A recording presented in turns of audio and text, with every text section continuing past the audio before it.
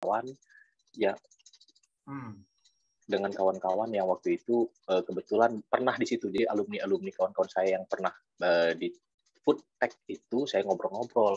Saya ngobrol-ngobrol, dapatlah pencerahan, Pak, ya kan? Jadi dibilangnya memang, Ari, kalau sebenarnya itu project itu kalau kamu mau, itu kamu bisa ini tuh, bisa apa namanya, itu bisa bisa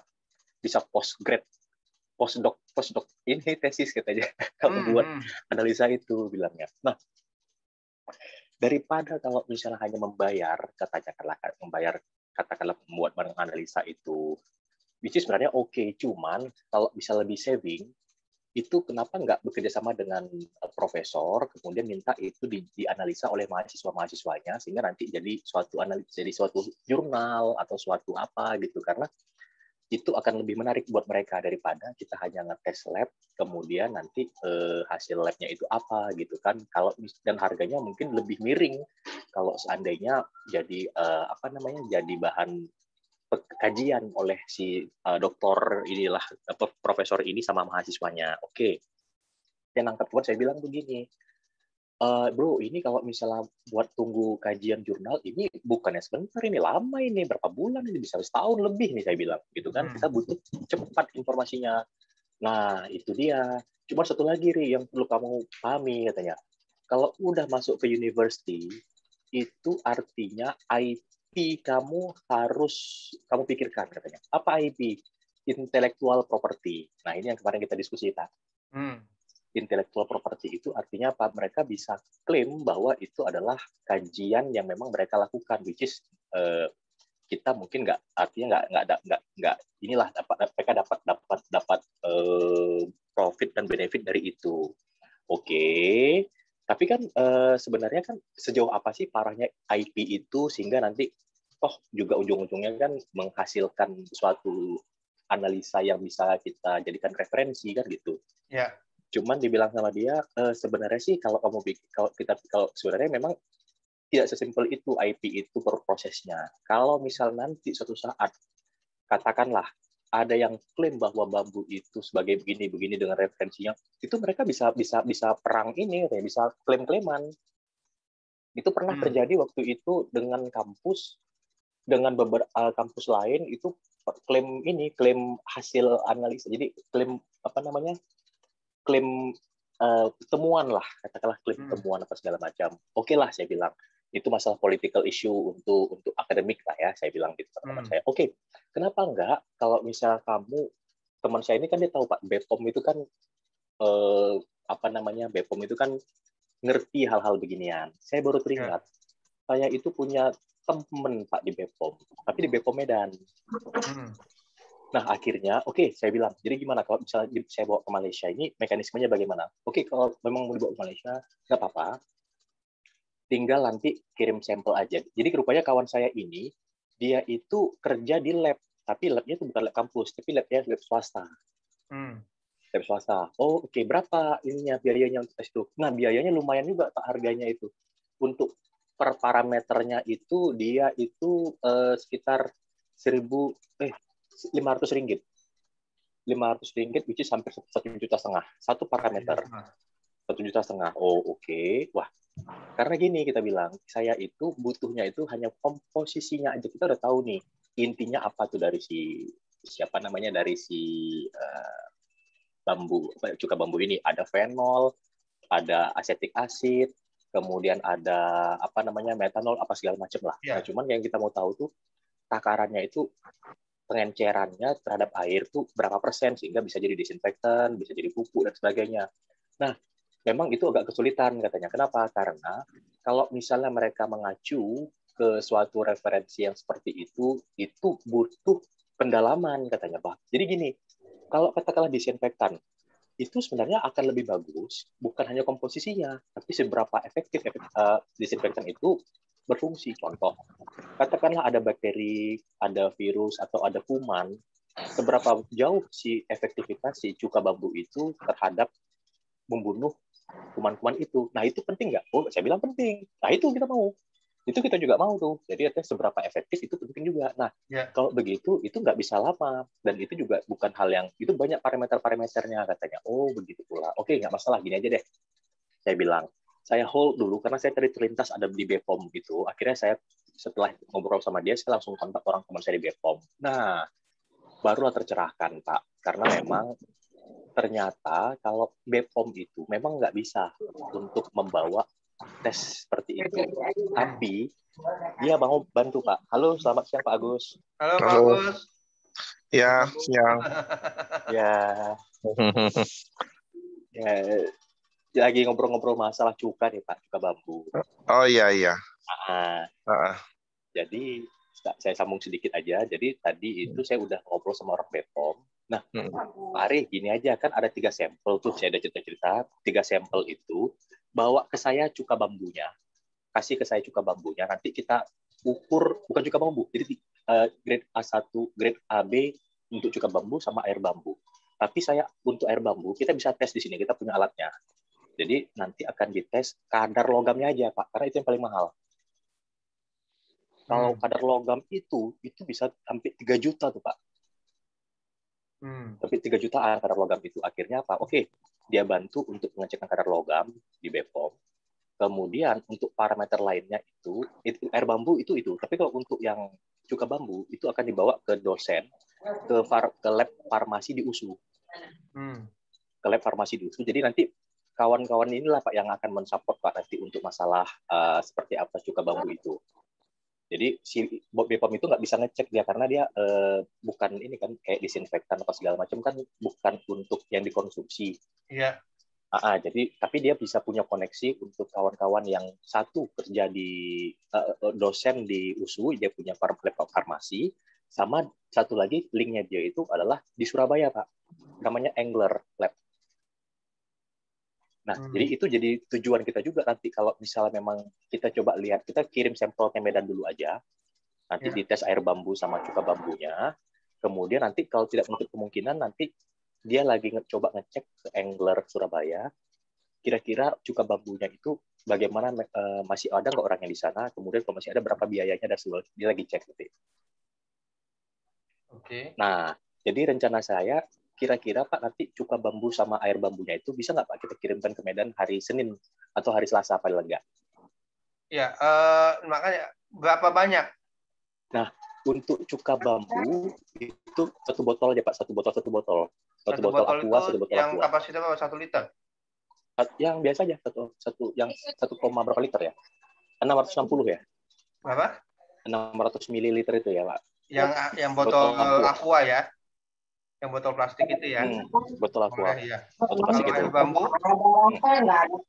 Yang air bambu, nah air bambu ini kan kemarin tuh kalau nggak salah botolnya kan bisa nggak Pak dituangkan juga ke dalam botol aqua Pak? Bisa. Sedikit itu nggak apa-apa. Itu aja Pak. Karena pengalaman Pak Agus yang air bambu tuh 5 liter ya Pak ya? 5 ya? Iya. Itu hasilnya gimana Pak hasilnya Pak? Nggak bisa, nggak keluar. Nggak Saya bawa ke Sukovindo. Itu di mana diujinya? Sukovindo. Di Sukovindo. Iya. Yang keluar apa? Cuma pH-nya doang? Cuma pH-nya aja, terus murniannya udah air aja udah. Nggak ada lagi. Tuh, gimana tuh? Pak Ari itu? Itu Sukovindo loh. Nah, jadi gini Pak. Jadi kan kalau kita ngecek ke Sukovindo itu kan mereka tuh tanya referensinya apa nih, kita mau acu kemana? Iya, ada SNI-nya apa enggak tuh. Nah, sebenarnya kalau kemarin saya ngobrol-ngobrol sama orang Bepom, Pak, kalau Bapak mau ngacunya ke Sukovindo, memang akan ditanya, ini mau ngacu ke referensinya apa? Jadi nanti dibilang tuh, mengacu ke sini, segini tuh hasilnya. Gitu. Jadi ada perbandingannya bahwa ini masih... Ya, dia cuma ngecek aja, sesuai nggak dengan referensi yang ada. Betul, sesuai dengan referensi yang ada. Nah, ya, Sukovindo nggak bisa ngecek apa kandungannya. Jadi kita harus kasih tahu nih, saya mau cek kandungan Fe-nya atau apanya berapa gitu. Nah, itu baru bisa. Kalau ditanyain itu kandungannya apa aja, nggak bisa dia. Nah, kalau dibandingkan dengan jam-jam gitu kan. Referensinya jam-jam. Dia juga nggak tahu kandungan jam-jam apa. Nggak tahu dia. Jadi kalau bicaranya itu akhirnya begini Pak, kita minta tolong sama orang BPOM teman saya ini, dia mau bantu karena apa? Karena memang ya biasa kita saling support lah ya, saling bantu-bantu lah gitu ya. Jadi apalagi ini dia tertarik juga nih, wah cuka bambu itu kalau misalnya asetik asid itu berarti bisa jadi buat makanan itu Pak. Ya bisa aja sih saya bilang, apa enggak makanan, semua bisa saya bilang, cuman takarannya ini. Iya Pak, tinggal kita encerkan aja Pak, pakai skala macam 1 liter. Saya udah nggak ngerti lagi masalah teknis kimia, saya bilang. Pokoknya gini aja lah, saya bilang. Saya itu sampelnya ada 3, air bambu, cuka bambu grade A, sama cuka bambu grade B. Nah, cuman memang yang bisa dilakukan analisa untuk logam, karena apa? Concernnya dia itu logam. Karena kalau misalnya logamnya tinggi, maka itu akan sangat berbahaya. Jadi untuk misalnya air bambu. Karena kalau misalnya kita acu ke air minum, pasti nggak ketemu. Standar air minum atau air bersih.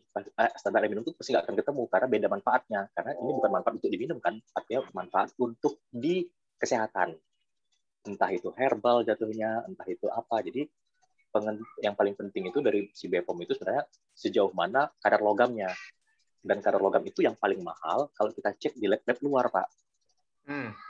Nah, dia mau bantu di situ untuk masalah pengecekan kadar logam. Tapi artinya nanti kita tetap akan berkoneksi juga dengan lab angler yang di Surabaya ini. Dia akan meminta itu kira-kira apa yang mau dilakukan. Nah, apa yang mau dilakukan ini memang kalau kita mintakan takarannya berapa itu sepertinya susah, Pak. Nah, itu yang saya diskusikan dengan 2 orang ini. Yang satu Malaysia, satu di orang BPOM ini, kalau kita mau tahu takarannya itu sulit. Kenapa? Karena metode lab itu bukan seperti itu untuk melihat komposisi suatu air. Secara komposisi dia bisa analisa. Komposisinya dia bisa analisa apa saja kandungannya, bisa ada fenol, ada itu bisa. Tapi kalau untuk takarannya berapa itu nggak bisa, kecuali kalau kita mengajukan katakanlah begini. Oke, ini saya mengajukan sebagai disinfektan, masuk nggak? Dia akan cek sebagai disinfektan masuk misalnya, atau yang kedua sampelnya ini sebagai insektisida misalnya. Nah, dia akan cek insektisida. Nah, gitu. Jadi harus kita mengajukan produknya katanya. Jadi produknya ini kita mau ajukan sebagai apa dulu nih? Kalau kita sebagai disinfektan, sebagai insektisida, nah baru bisa nanti diatur. Tapi kalau bisa kita cuma nanya komposisinya berapa, nah itu mereka sulit. Gitu Pak. Jadi artinya tetap bisa diukur, tapi kita harus mengajukan produknya ini sebagai apa kita klaimnya. Itu nanti yang akan kita lakukan dengan Angler yang di Surabaya. Karena Angler ini merupakan lab yang bisa dibilang yang terbesar lah, yang terbagus, yang terlengkap ya untuk di Indonesia. Nah ini saya dulu tahun 2013 saya beli produk air bambu Habibur Rahman, dan saya sisain 3 sampai saat ini belum saya minum. Ternyata ada juga manfaatnya. Ya maksudnya datanya masih ada di saya gitu, nggak hilang. Jadi botolnya itu ada 3 botol yang masih belum saya minum, saya buka. Kemudian brosurnya juga masih ada ini nih. Tapi ini tadi masih sebatas testimoni, bukan pengujian gitu. Tapi dari sini bisa oh ternyata sudah ada testimoninya nih, gitu ya. Ini nih kalau buat kesehatan dia buat pegel-pegel di otot, sendi-sendi gitu, kayak gitulah. Termasuk komposisinya nih, buat ngilangin keluhan pusing, darah tinggi, buat asam urat, diabetes, macam itu. Sebagai herbal tentunya ya Pak ya. Iya. Sebagai herbal. Nanti ini bisa aja nanti dikirimkan ke itu ya Pak ya. Buat bisa. Salah satu testimoni lah gitu yang ya mungkin betul nggak sih ini bisa menghilangkan pegel-pegel ini segala macam kayak gitu kan. Kandungan logam apa yang bisa menghilangkan itu ya kan. Betul. Yang kita ngeri itu kan kayak misalnya kayak kadar arsen, kadar kemudian kadar merkurinya ada. Kita kan nggak tahu ya Pak ya, walaupun karena dia sudah yang ada ini binaan saya, terus dia tuh coba minum banyak, mabok kata dia. Pak mabok Pak, saya Pak. Ya saya bilang Kamu walaupun ini obat, tapi kalau overdosis mah ya gini akibatnya gitu. Jadi memang mesti ada Iya. takarannya. Nah itu komposisi ke situnya tuh nanti yang bisa diinikan gitu. Karena ya kalau kelebihan Itu bisa ini ya bahaya juga buat ini, buat tubuh gitu. Nah, benar Pak. Jadi rencana saya nanti setelah kita kirimkan sampel ke Medan, ke BPOM Medan, nanti dari situ kan mereka uji tuh. Hasil itu Ya. nanti baru kita bisa diskusikan lagi dengan mereka, kira-kira ini bagusnya dibawa kemana nih, karena udah ketahuan seperti ini komposisinya untuk kadar logamnya. Apakah memang ini bisa direferensikan sebagai katakanlah obat atau bahan baku obat, satu. Yang kedua, apa sejauh mana tingkat keamanannya kalau memang itu dikonsumsi ya dalam takaran-takaran tertentu, Pak. Nah Mungkin dari ini situ mereka ya kalau dia pakainya jenisnya namanya bambu dan dia caranya dengan dipotong, ditebang. Kalau kita itu enggak usah ditebang, tapi dipotong bagian atasnya dan besoknya tuh bisa dipanen lagi. Itu bedanya bambu Habibur Rahman dengan bambu kita. Gitu. Tapi kita nggak tahu ya Pak ya, setiap bambu yang beda-beda spesiesnya menghasilkan air bambu yang sama nggak ya? Itu pula yang kita nggak tahu ya. Iya, yang pasti setiap bambu itu ada airnya. Betul. Itu. Cuman nggak tahu aja tadi betul apa komponennya itu berapa-berapanya. Ya sama kayak cuka bambu kan. Cuka bambu juga masing-masing beda-beda ininya gitu. Betul. Kayak misalnya ini cuka bambu yang mau kita bawa. Ini dari bambu apa, Pak? Bambu hitam. Bambu hitam bagus. Ada bambu betung juga gitu. Ada bambu apus. Seperti dicampur ya, Pak ya? Iya. Gitu. Nah, untuk cuka bambu, kemarin saya juga diskusi sama Profesor Gustan. Jadi saya dengan Profesor Gustan ini satu tim dalam membuat SNI tentang bambu. Yang sudah jadi SNI-nya itu adalah pengawetan bambu, kemudian kosakata bambu. Nah, terus yang mau diajukannya ada dua, yaitu bambu sebagai pengganti tulangan beton ya. Tapi untuk bangunan 2 lantai. Terus satu lagi cuka bambu ini yang mau diinikan SNI-nya nih. Karena Profesor Gustan ini adalah yang ekspert yang khusus mengkaji tentang cuka bambu sama arang bambu nih, sama briketnya nih. Kita juga lagi buat juga tuh apa draft SNI untuk briket dan arang bambu nih, gitu ya. Nah, tapi beliau itu bukan dari universitas, dari ini apa litbangnya KLHK. Litbangnya KLHK. Dan itu pun alhamdulillah beliau mau masuk ke dalam tim kita untuk industri cuka bambu ini ya. Dan dia merekomendasikan labnya itu ada di Jakarta sini. Dan saya sudah hubungi, sudah komunikasi, tapi sayangnya belum ada tanggapan dari labnya nih, mungkin karena lockdown atau apa ya. Itu sama, saya juga pengen cepet nih ininya gitu. Dan dia ngasih ini parameternya nih, nanti coba saya share lagi ya. Boleh Pak, boleh. Parameter yang bakal diujinya itu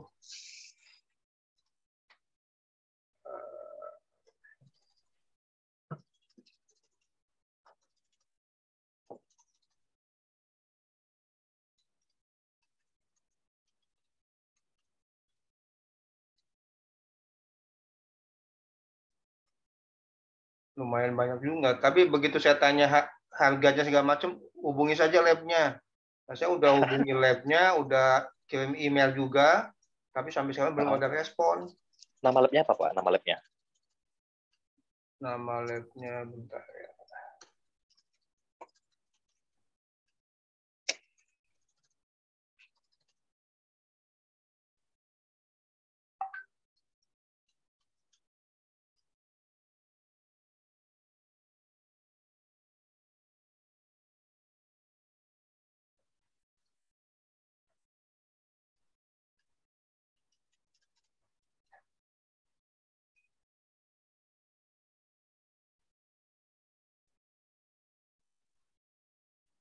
Saya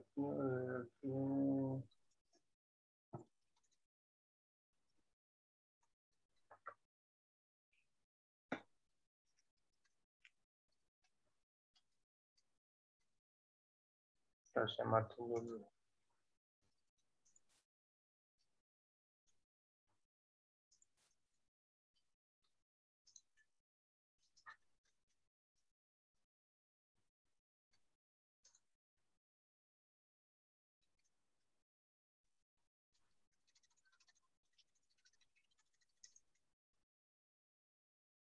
Dan ini ada SNI juga nih untuk ngacunya nih. Ah, ini.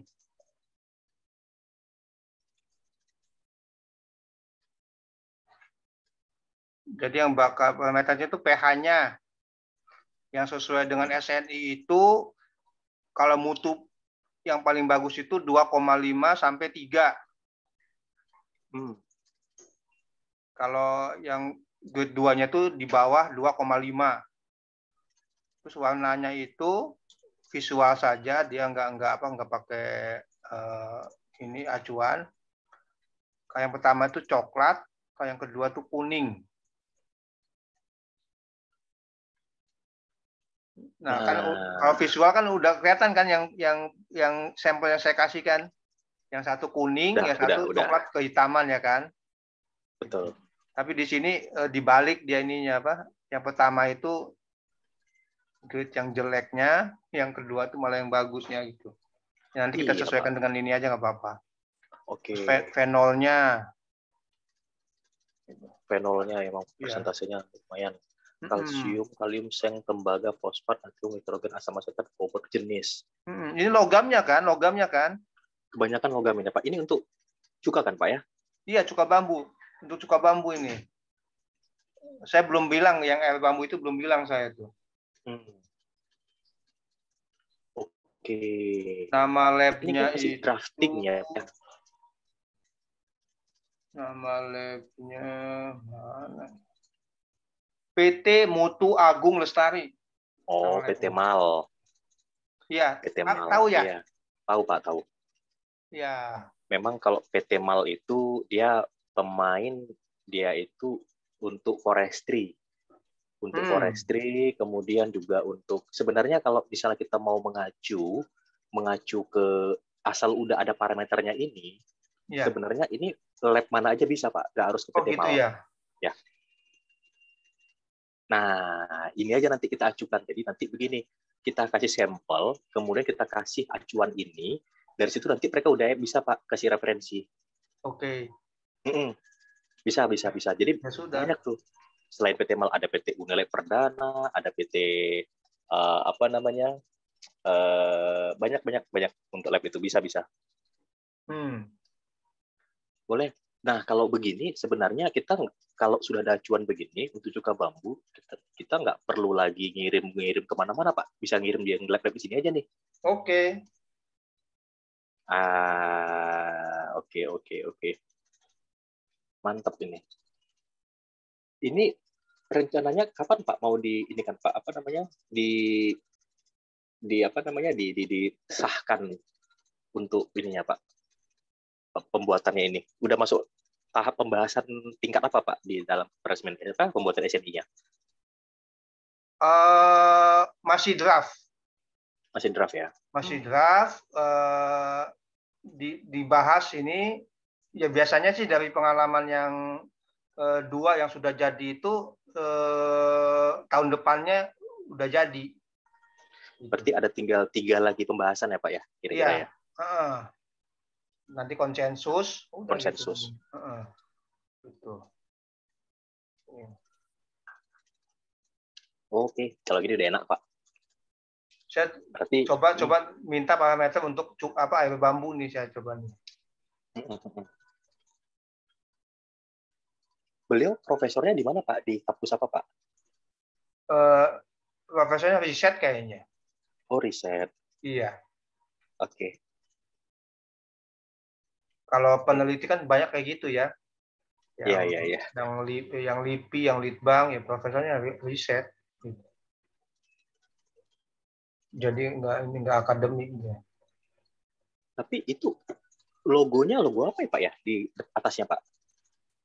Wah, saya memang ketutup nih, dia nggak ini komputer nih. Oh, di Tapi screen kalau capture ini ya? buat ini apa batok kelapa dia ininya. Jadi ya Oh. yang sangat menggembirakannya itu adalah ternyata selama ini yang paling banyak itu asap-asap dari batok kelapa, kayu gitu. Bambu belum ada. Itu. Bahkan yang membuat industrinya pun apalagi belum ada gitu. Jadi kalau ini mau diajukan ya bambu yang ini yang pertama kali kita inikan nih katanya. Untuk skala industri ya gitu. Kalau yang selain bambu udah banyak yang memproduksi.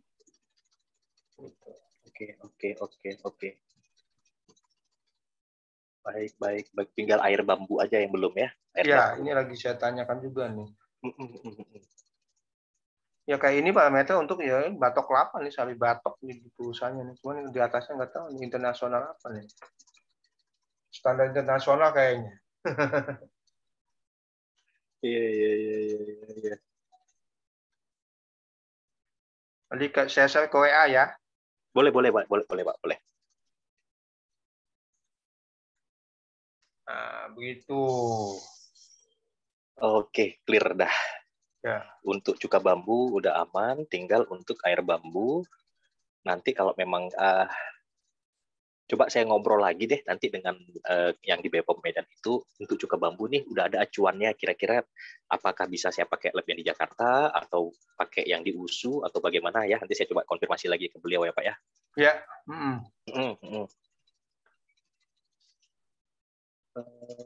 Oke, kalau gitu masalah Yap. tempat gimana, masalah tempat nih, tempat produksi. Pak Agus gimana nih? Pak Agus. Planningnya Pak Agus. Tempat yang kemarin gimana Pak Agus? sama Pak Mukodas kita udah pernah lihat kan, itu tempatnya kan kalau menurut saya untuk cuka bambu tuh melebihi dari cukup lah gitu.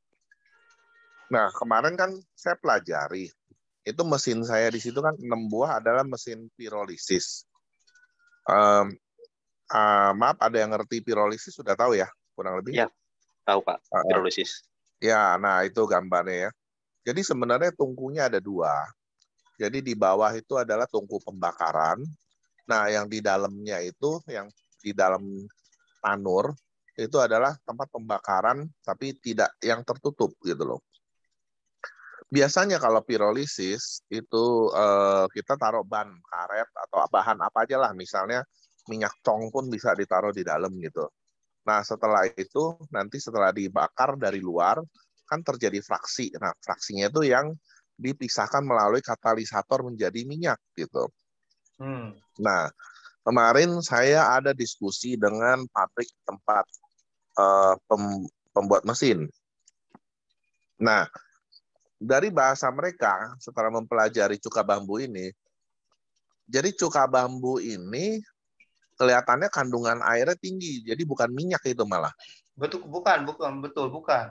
Karena dihasilkan dari ini apa? Tanaman. Ya. Nah, jadi menurut mereka kalau memakai mesin pirolisis ini, ya kan, baiknya itu bambunya itu dibakar bukan yang di dalam tanur, tetapi justru yang ditungku. Nah, dulu kan kita bakarnya pakai batu bara, kalau nggak pakai kayu bakar, kalau nggak pakai solar, ya kan. Nah, sehingga yang terjadi adalah asap yang keluar itu kita masuk ke ini apa namanya chimney. Untuk menghilangkan asap dan sebagainya. Nah, menurut pabrik, kalau cuka bambu itu kita mau proses, itu cukup di proses di chimney-nya aja, itu langsung keluar itu cuka bambunya. Iya, betul. Iya. Nah, akibatnya adalah tanurnya ini kosong nih sekarang. Sehingga kayaknya kita perlu cari bisnis satu lagi yang gimana tanur ini bisa dimasukin barang yang menghasilkan. Arang bambu aja bikin. Nah, mungkin arang bambu kali. Nah, nanti arang kan jadi bambu briket itu iya, jadi arang bambu jadi briket. Nah, arang bambu kita harus trial ya. Nanti kita coba dengan pembakaran tertutup jadi nggak arang bambu. Nah, kalau jadi, ya jadi briket. Wah, keren tuh. Jadi Iya. bakar di luar, mau bakar di dalam. Betul, Pak. Gitu. Nah, oke, ini satu isu yang saya lontarkan. Nah, isu yang kedua, kembali lagi ya. Saya kan, maaf ya kalau tadi ngobrol soal kalau udah kimia tuh saya rada ngantuk. saya tegang kalau soal duit gitu.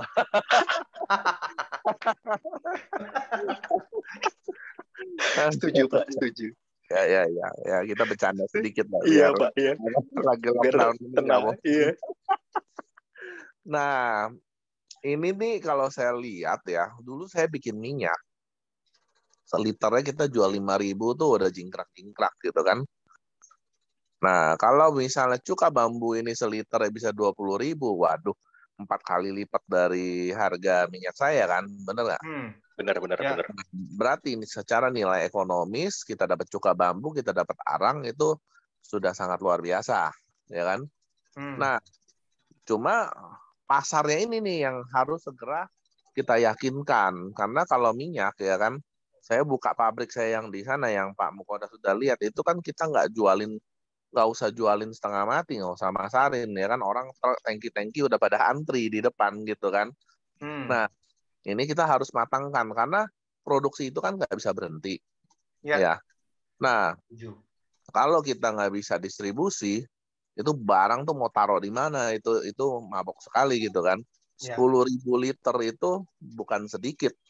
Betul. Ya, kapasitas penampungan saya di sana cuma 60.000 liter. Nah, 60.000 liter itu kalau mesin nyala semua itu cuma 1 hari. Ya kan? Nah, mungkin kita kalau mau jalan paling kita jalanin 1 mesin atau 2 mesin dulu lah. Kita nggak usah muluk ya kan. Nah, jadi kapasitas tampungan saya ini hanya 6 hari. Gitu. Ya kan? Nah, jadi kita harus berpikir segera bahwa ini barang harus bisa langsung siapa nih yang mau jadi distributor kita, sehingga masalah gudang, masalah distribusi, ya kan? Mungkin kita juga, tapi kita harus cari satu partner yang spesialisasi yang fokus di sana gitu. Ya, setuju. Kalau enggak kita produksi terus, barang itu bisa bergelar di jalan itu semua gitu. Betul. Kan. Betul. Oke, itu satu isu. Nah, isu yang kedua adalah masalah biaya. Ya kan? Ya. Ini pabrik kan mesinnya tuh mahal. Nah, terus operasionalnya juga mahal. Ya. Mesinnya ini listrik yang sudah ada adalah 200 kVA. Dia, ya, Pak. 200 kVA. Nah, 200 kVA itu sebenarnya hanya mampu jalanin 3 mesin. Jadi kalau kita mau jalan 4-6 mesin, itu harus jadi kurang lebih 300 kVA lah. Nggak usah sampai 400 gitu ya. Nah, anggap kita pakai yang ada dulu. Nah, 200 kVA aja untuk abodemen listrik aja itu udah 100 juta. Sebulannya? Sebulan. Gitu. Ya kan? Nah, itu kita kalau bisa ada satu sisi partner lagi yang mengerti budgeting keuangan apa dan sebagainya, itu semua kita harus breakdown. Tenaga kerja juga nggak sedikit karena kan kalau kita mau bicara pakai bikin bracket arang, wah itu bisa sampai 50 orang itu kita harus siapin. Gitu. Ya. Nah, ini mungkin faktor-faktor isu yang sementara saya bisa lontarkan dulu biar kita nanti bisa jadi bisnis plan yang bagus lah nanti semuanya. Oke. Iya. Nah, terus satu lagi ya yang bambu bilah ya, Pak Mukodas ya. Iya. Nah, itu sama bisa panel bambu. Nah, itu bisa kita kerjain di situ. Itu bisa. Karena masih banyak lapangan yang kosong di sana. Nah, ban-ban yang masih belum diolah itu ya kita jual aja nanti atau kita pindahkan kemana gitu, ya kan. Oke. Jadi menjawab tadi ini Pak Agus ya mengenai arang bambu nih. Ya. Ini arang bambu yang kami bawa dari Lampung. Ya. Oke. dengan sistemnya pirolisis juga nih, sama nih. Oh, pirolisis juga sama. Iya, walaupun Wah, walaupun mantap. alatnya masih sederhana, Konvensional. konvensional, tungku Mantap, manual mantap. gitulah, pakai drum gitu. Heeh. Ya. Dan ini saya sudah kasih ke Pak Ari ini yang mau membelinya. Oke. Silakan ceritakan Pak Ari itu gimana ini responnya. Jadi Ya. kemarin itu sempat ada kita dapat notifikasi ya Pak ya dari Ya. kebetulan orang Nigeria. Orang Nigeria ini dia butuh arang bambu. Oke. Arang bambu. Nah, cuman karena memang pada saat saya terima informasi kita arang bambu ini masih belum inilah ya, belum fix. Saya juga belum berani melanjutkan. Nah, tapi ini memang mereka butuhnya banyak. Jadi dia ini sebagai importir dari Nigeria. Nah, kalau memang kita mau jualan ini, artinya ini pangsanya udah terbuka Pak sebenarnya. Oke, jadi itu dari sisi Nigerianya, artinya pangsanya itu sebenarnya bukannya Nigeria Pak. Negara-negara Eropa, kemudian apalagi di Argentina, di Brazil, Jepang sendiri bahkan itu sangat butuh yang namanya arang bambu, terutama untuk jadi biomass, jadi briket dan arang. Nah, cuman memang secara kalau di Jepang, khususnya Jepang, itu mereka lebih familiar dengan arang briket dari batok kelapa. Jadi secara di Jepang itu mereka mengklasifikasikan briket bambu itu bukan sebagai bahan bakar. Nah, kita kan rencananya kan briket sama arang ini kan jadi bahan bakar nih, bahan bakar entah biomass ya ataupun renewable energy. Nah, kita mau mendobrak itu Pak rencananya Pak. Karena apa? Ketika kita berbicara batok kelapa, bambu ini sebenarnya secara hasil uji lab-nya itu bisa menyaingi bahkan lebih dari batok kelapa itu sendiri. Contoh kalau misalnya batok kelapa itu standarnya dia bisa sampai 7.000 sampai 7.500 kilokalori. Bambu tergantung, katakanlah bambu petung itu bisa bahkan lebih Pak, bisa menyaingi. Nah, kita mau mendobrak itu artinya begini. Kalau memang yang kita mau bawa itu adalah bambu dengan spek yang bahkan lebih bagus atau mungkin sama dengan kayu ataupun batok kelapa, market mau terima nggak? Gitu. Karena memang kita untuk briket sendiri itu termasuk Turki, Timur Tengah itu memang batok kelapa yang merajai Pak. Tapi permintaan itu tetap banyak untuk arang bambu sendiri, briket atau arang bambu ya. Jadi artinya pangsanya luas. Nah, kebetulan teman-teman kita ini punya link yang sangat kuat itu di ITPC Pak. Ya. ITPC udah ada di Brazil, di US, di Kanada, di Jepang, di India. Jadi sebenarnya kita tinggal mensuplai portofolio dari material yang kita punya. Nanti mereka yang akan mencarikan marketnya Pak. Mereka akan buka marketnya. Jadi itu kita bilang indirect marketing. Jadi secara indirect marketing kita sudah punya akses untuk ITPC dan mereka bahkan sudah minta itu mana barang-barang kalian mau kita jual ini, karena kan ITPC ini kan atas nama produk energi itu mendapat perhatian khusus Pak sekarang ini karena banyak yang minta barang dari Indonesia. Walaupun dalam bentuk misalnya apakah itu arang kayu, arang kelapa gitu ya. Cuman arang bambu ini kan sesuatu yang memang kita mau tonjolkan. Nah, jadi pembahasannya intinya begini. Kalau indirect marketing, teman-teman di ITPC itu sudah buka pintu. Ayo, kalau ada barangnya, sini, kita keep. Nanti barang itu akan mereka presentasikan kepada buyer-buyer. Ketika buyer tertarik, baru nanti mereka menjembatani antara supplier kita dengan si buyer. Jadi mereka sebagai mediator untuk bisa merealisasikan proses pembelian ini. Jadi kita nggak perlu khawatir dengan sejauh mana validitas si buyer-nya, karena mereka sudah memverifikasi sebelumnya Pak untuk masalah sejauh mana validitas si buyer ini. Itu dari sisi indirect marketing. Nah, kalau dari sisi direct marketingnya, nah kita sudah kemarin teman-teman itu mendapatkan kontak-kontak beberapa perusahaan yang mau menampung si briket ini. Tapi dalam tahap masih kita masih kita dapatkan kontaknya aja nih Pak, listnya, karena kita belum berani kita tawarkan karena barangnya belum ada kan dengan kita pegang saat ini. Gitu. Jadi indirect marketing sekarang sedang berjalan, direct marketingnya masih kita hold karena kita tunggu realisasi dari eksistensi produknya dulu. Kalau eksistensi produknya itu udah, baru kita bisa dobrak ke sana, Pak. Secara pasar, itu secara pasar karena memang briket bambu itu sendiri pangsanya 80% itu di internasional, Pak. 20% aja yang lokal. Nah, jadi itu yang gambaran yang sebenarnya kalau kita mau bisnis briket ataupun arang bambu ini sangat menjanjikan pasarnya, Pak. Ya. Gitu. Iya, Jepang aja saya lihat pakainya pakai produk kita itu arang bambu, ini arang ininya apa? Kayu sih, belum bambu sih itu. Karena bambu itu, Pak, di sana itu kategorinya briket paling mahal, Pak. Oh gitu. Briket bambu itu bukan digunakan untuk pembakaran, tapi digunakan untuk penjernihan air, satu, untuk penghilang bau. Jadi penghilang. Iya, jadi iya.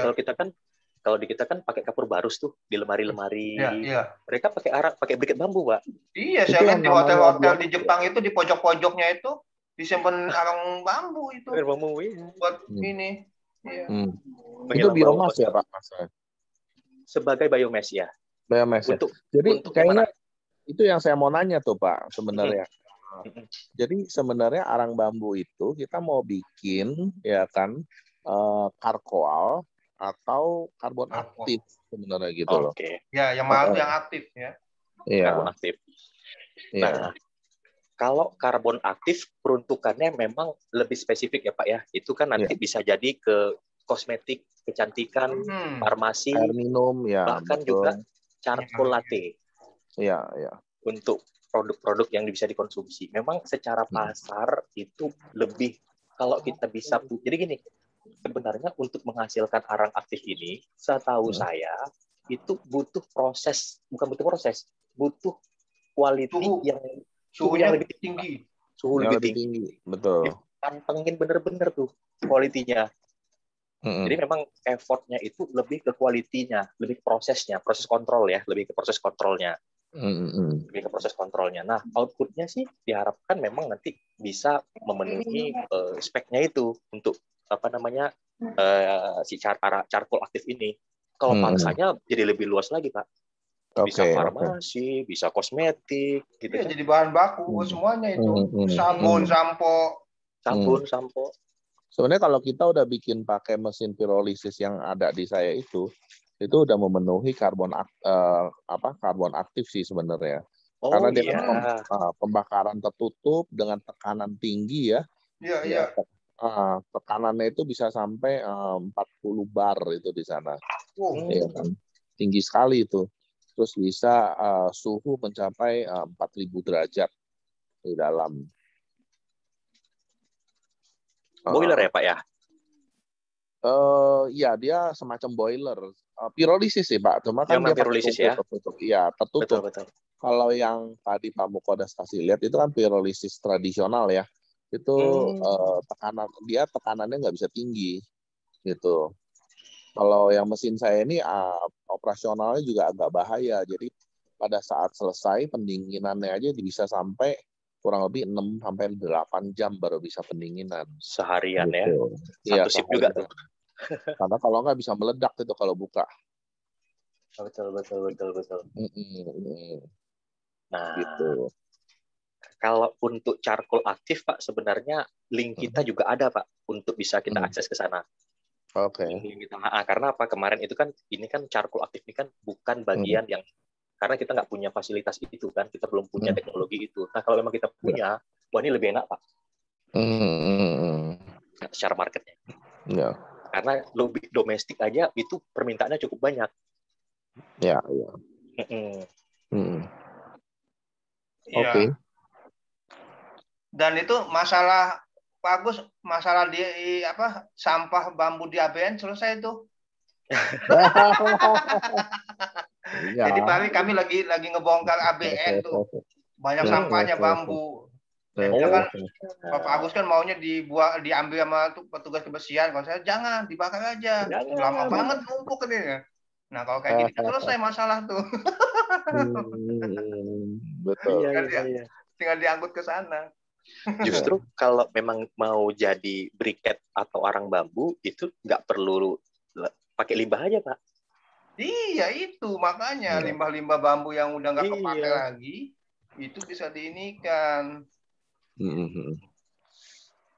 Menarik ini. Jadi zero waste ya, Pak ya. Iya. Waste-nya jadi produk pun. Gitu.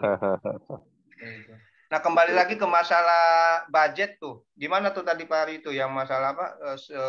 Sebulannya 100 jutaan ya. Kemudian ininya Nah, strategi kita kerjasamanya model gimana nih dengan Pak Agus nih?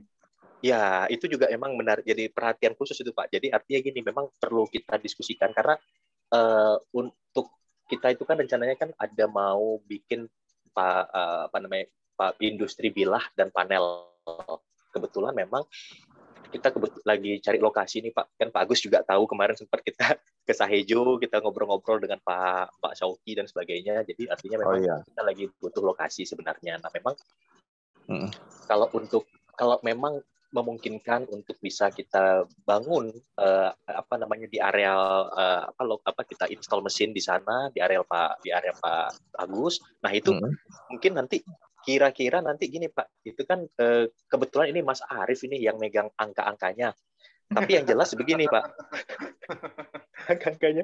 Jadi kira-kira Pak lahan yang tersedia yang kira-kira bisa untuk dibangun itu berapa ya Pak ya yang tersedia Pak di lokasi Pak? Itu total di pabrik luasnya adalah 6.000 meter persegi. Oh gede. Tapi sudah ada bangunan ya, terus tempat mesin. Nah di depan sama belakang itu ada lahan yang cukup lebar. Itu masing-masing kurang lebih 1.000 sama 1.000 meter lah gitu. Jadi kalau mau di belakang bisa, mau di depan bisa untuk yang bilah bambu gitu. Untuk akses itu di mananya Pak? Di Cikande Pak? Akses sudah ada tol langsung, kalau dulu kan belum. Sekarang udah ada tol langsung. Dekat modern ya Pak ya? Dekat modern industri ya? Di dalam. Di dalam. Ya. Iya. Ada kawasan industri. Jadi nggak ada gangguan lah. Dari bagian belakangnya nih. Ya. Iya. Oh. Ya itu foto siapa bagi kuning? Ada temannya Pak Agus itu yang hilang. Yang hilang. Ada dan tiada nih. Antara ada dan tiada. Aduh, nama nggak jelas ini ya. Kalau di lokasinya Pak, ini kan kalau masuk modern industri itu kan Bapak sebelah kanan itu kan kayak ada PT apa Matsushita, apa namanya? Jepang punya Mitsuba kan Pak ya? Mitsuba. Iya, itu iya. Bapak lurus lagi. Saya di belakang seberangnya ini JP ya. Apa namanya yang makanan pakan ternak. Oh. Iya. Oke.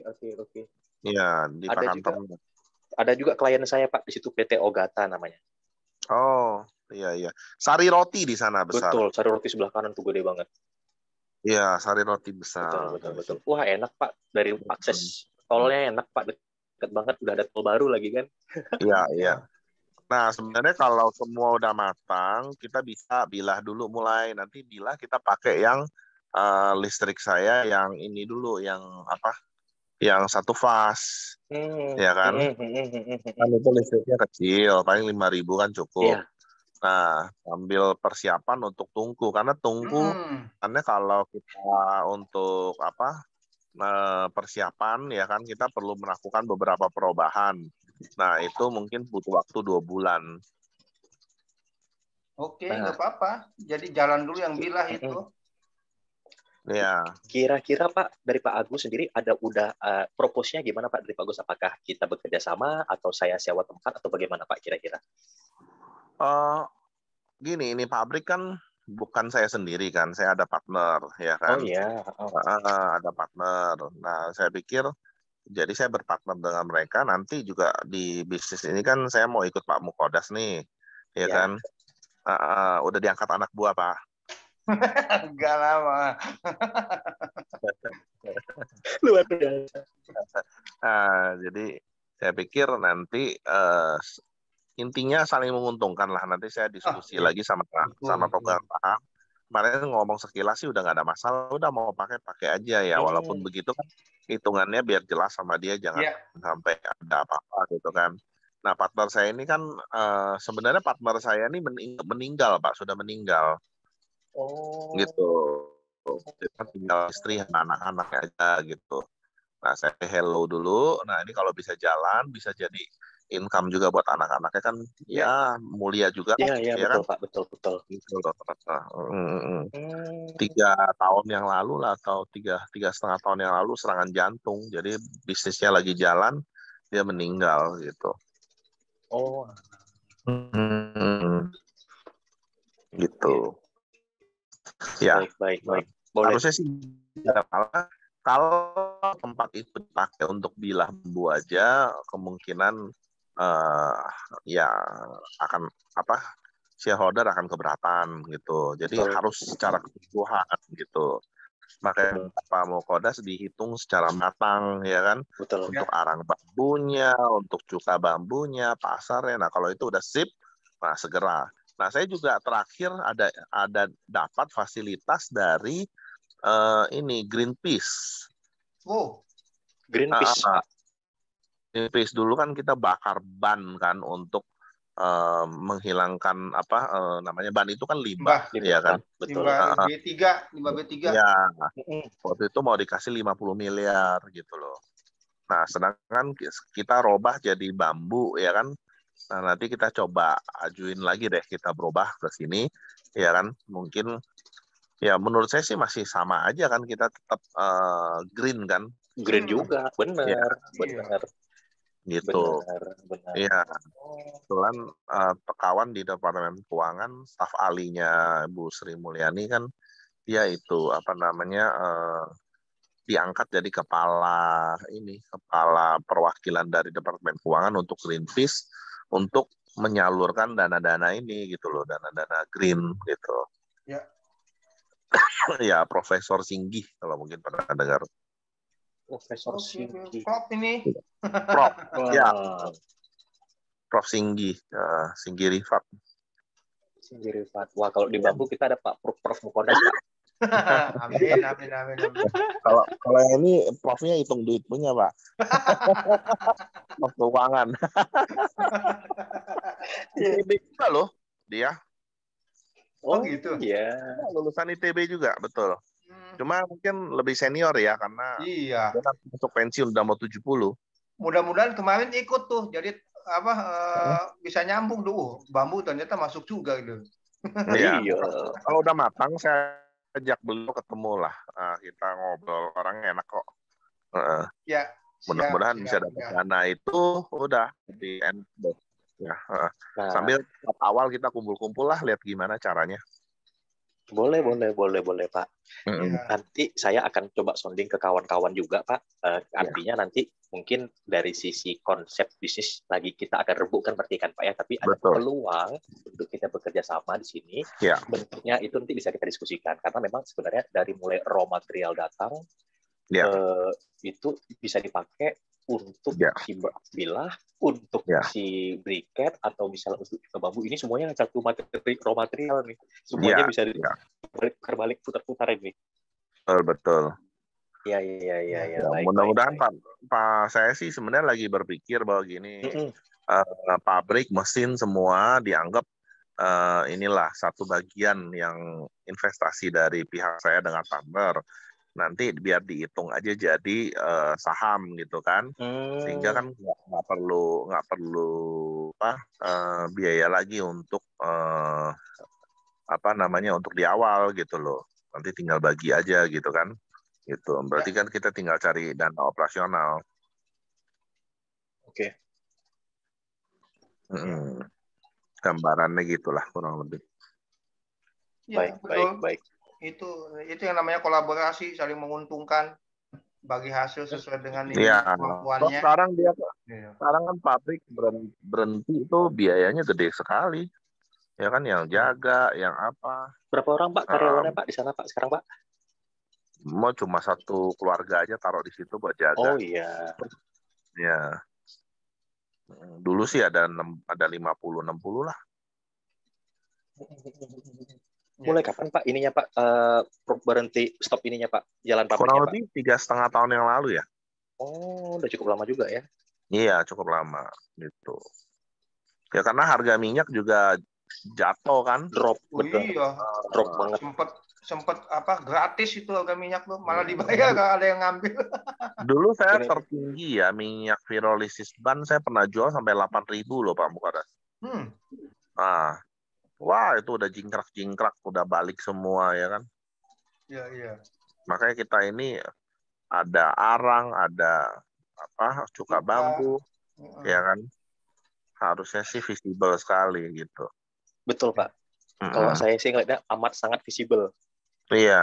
Amat sangat visible karena memang Iya. apa namanya bambu ini betul-betul inilah luar biasa.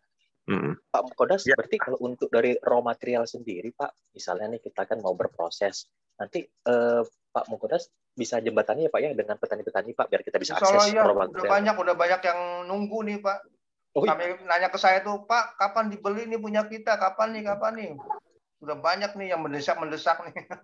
Makanya sama jangan dilupakan juga tuh Pak Ari masalah apa restrukturisasi peralatan itu yang Kemendak itu. Betul, itu jadi timbangan kita juga tuh Pak. Iya, kalau bisa Benar, itu di DP aja dulu budget yang terakhir yang saya kasih itu tuh. Nah, itu juga Pak. Jadi kan gini Pak, itu kan kita kan lagi Gimana kemarin konsepnya gimana ya? Jadi kita udah diskusi. Nah, kira-kira untuk mesin kan kemarin Pak Mukodas udah share tuh video-video dari mesin-mesin itu. Iya. Nah, cuman kita nggak tahu nih apakah semuanya mau dibeli atau hanya bagian-bagian hanya mesin-mesin tertentu aja beli Pak yang mana mau dibeli. Yang untuk bilah, bilah itu hanya yang terakhir aja yang sudah saya kasih tuh. Coba saya share lagi ya. Boleh. Saya apa ini di sini nih ya. Jadi ada 4 mesin ya Pak kalau nggak salah saya ya. Ada 4 mesin, cuman mirip-mirip videonya, cuman bingung nih makanya yang mana nih. Ya, makanya saya berikan yang paling akhir tuh ini ya Excel-nya itu. Jadi kita membeli dengan si CV itu aja ya Pak ya. Iya. Yang akan ini ya. Ngasih DP dulu 50%. Biasa begitu ini karena yang ngejar waktu dia 2 Betul. supaya kita dapat restrukturisasi itu. Mana ya? Oh ini nih.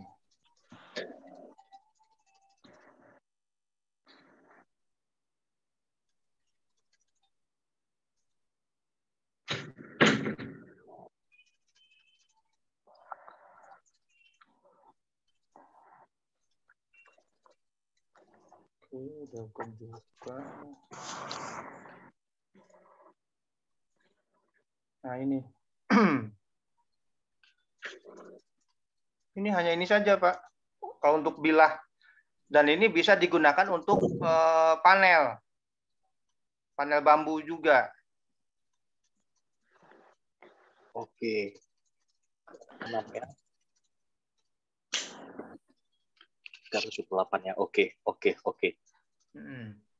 Ini dia commodity description of the bench for slab. Ini berarti mesin potong bambu 1, mesin belah bambu 1, planer 4 sisi, oven, tungku plat stainless. Kalau oven ini oven khusus ya Pak ya? Iya. Kita bikin oven. Pak Agus gimana?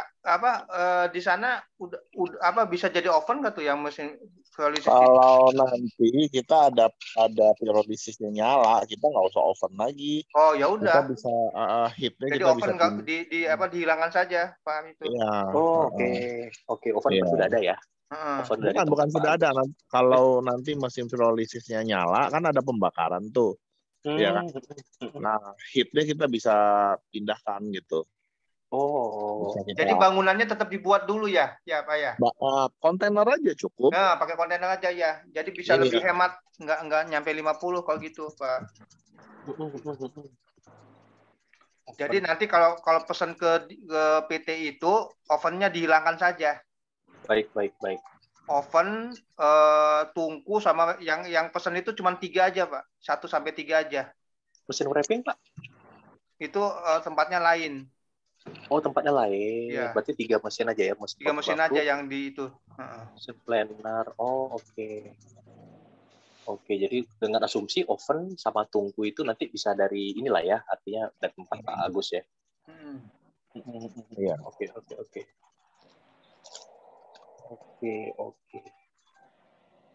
Siap. Kalau kira-kira Pak nanti yang untuk berarti kami bisa langsung direct hubungi ke si supplier itu Pak ya, si CV itu ya? Iya, langsung. Oke. Nanti saya kasih kontaknya deh. Boleh Pak. Supaya langsung ini karena ya ngejar 1 September itu mesti sudah ini. Sudah ada. Tapi kan mesin-mesin itu sekarang lokasinya nggak ada di sini Pak ya, harus diimpor dulu ya?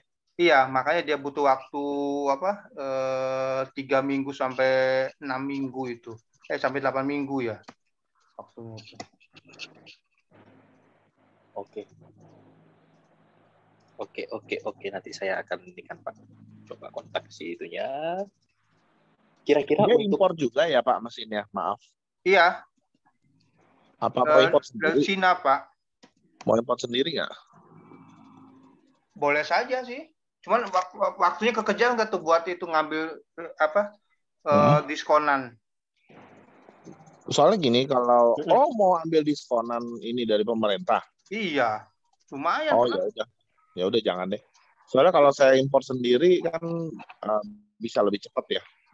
Oke. Impor sendiri nggak dapat diskonan. Bukan, maksudnya Pak, kan ini kerja waktu nih. Kalau Pak Agus bisa sebelum September itu bisa nyampe, nggak lebih bagus. Harusnya sih keburu. Saya tanya sebentar ya. Kita coba Pak, iya. Alternatif kedua. Alternatif kedua tuh. Soalnya sekarang impor tuh lagi sepi. Impor lagi sepi. Oh gitu, Pak. Impor lagi sepi ternyata. Tuh sepi banget. Banyak masuk barang tuh barang-barang itu aja, barang-barang COVID. Apa aja Pak mesin yang bisa diimpor melalui Pak Agus Pak? Saya semua mesin bisa. Itu yang di pabrik kan semua mesin. Itu kita impor. Oh gitu.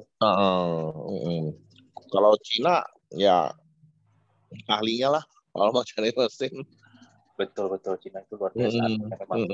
Atau mau kali ini dulu ambil sama CV itu, nanti next baru gitu kita pelajarin dulu. Terserah nanti kita diskusi lagi. Boleh. Karena ini kan bakal meningkat jadi buat bisa bikin laminasi Pak. Oh iya. Nah laminasi kita buat jalin hubungan dulu aja nggak apa-apa. Iya. Dia menghitung total itu buat laminasi itu adalah 4M mesinnya. Oke. Ya. Oke, saya pikir ya bagus juga buat jalin hubungan. Nah, nggak semua kan kita harus kerjain sendiri. Oke ya. Oke. Ya. Kira-kira nanti untuk finalisasi model kerjasamanya nanti perlu pembahasan lagi nggak Pak ya kira-kira ya? Kita diskusi lagi. Saya perlu ini Pak Mukodas kan saya udah pernah sempat lihat tuh bisnis plan-nya. Pak kalau bisa digabungin antara bilah, tapi tetap ada blok-bloknya ya. Bilah, arang sama cuka gitu kan. Bisnis plan-nya gitu.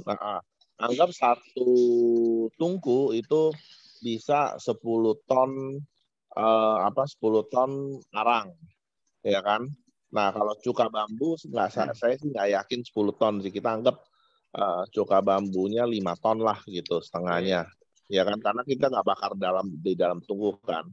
Nah kalau bilah bambu ya sesuai dengan kapasitas yang Bapak buat aja. Nah 3 itu dijadiin 1, setelah bisnis plan-nya jadi nanti saya kutak-katik sebentar, rapiin lagi, nanti saya rapatkan dengan partner. Oke. Ya, kalau itu semua udah oke, disetujui kita bisa langsung gerak. Ya. Nah, ini Pak Amin nih yang sudah dihapus ininya. Dihapus ya. Jadi 213 juta tuh. Tinggal DP-nya 50%. Enggak. Nanti saya kasih kontak ininya ya. Boleh. Itu nanti tenaga kerja Bapak yang cari ya? Iya. Malah daerah sana kemarin saya bikin tuh agak susah itu. Ya, tenaga kerja sama raw material urusan saya itu mah udah. Iya, iya, Siap. iya. Kerja. Kalau memang nggak bisa, saya bawa dari Jawa, tapi diperbolehkan gitu kerja gitu. Iya. Heeh. Betul. Heeh. Ya kita bagi-bagi tugas. Ya, Ya, ya. siap. Sip. Oke. Ya udah. Boleh Pak. Berarti nanti kalau bisa ada apa-apa nanti kita diskusi via WA aja ya Pak ya, Pak Mukodas ya. Iya. Supaya nanti bisa saat ini biar lebih smooth. Iya. Siap. Ya. Pak Agus dimasukin aja ke WA grup ya. Boleh Pak. Boleh. Ya. Ya. Daftar.